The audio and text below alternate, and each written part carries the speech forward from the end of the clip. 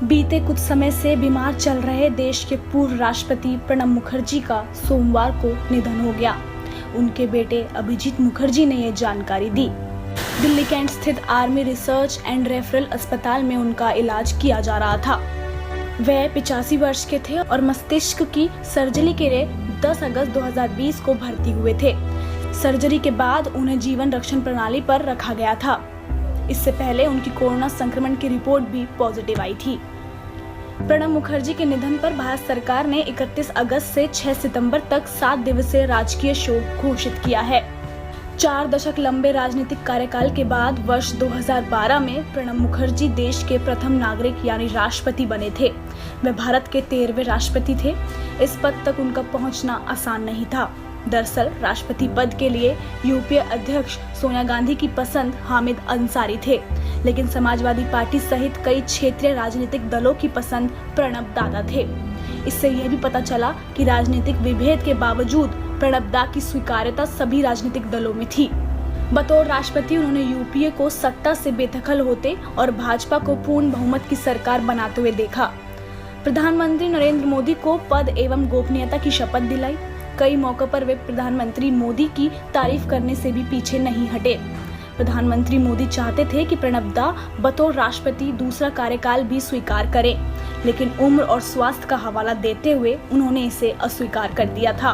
प्रणब दा एक ऐसे व्यक्ति थे जिन्हें शासन का बेजोड़ अनुभव था और उन्हें समय समय पर विदेश, रक्षा, वाणिज्य और वित्त मंत्री के रूप में सेवा करने का बेजोड़ अनुभव भी प्राप्त था।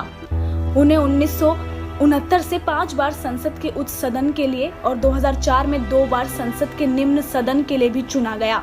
वे 23 वर्षों तक पार्टी की सर्वोच्च नीति निर्धारक संस्था कांग्रेस कार्य समिति के सदस्य रहे। उन्होंने 1982 में पहली बार तत्कालीन प्रधानमंत्री इंदिरा गांधी के मंत्रिमंडल में भारत के वित्त मंत्री का पद ग्रहण किया और 1980 से 1985 तक संसद के उच्च सदन में सदन के नेता रहे।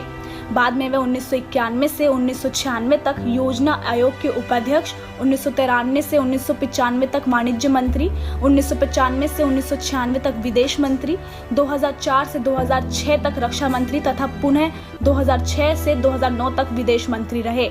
वे 2009 से 2012 तक वित्त मंत्री रहे तथा 2004 से 2012 तक राष्ट्रपति पद का चुनाव लड़ने के लिए त्याग पत्र देने तक संसद के निम्न सदन के नेता रहे।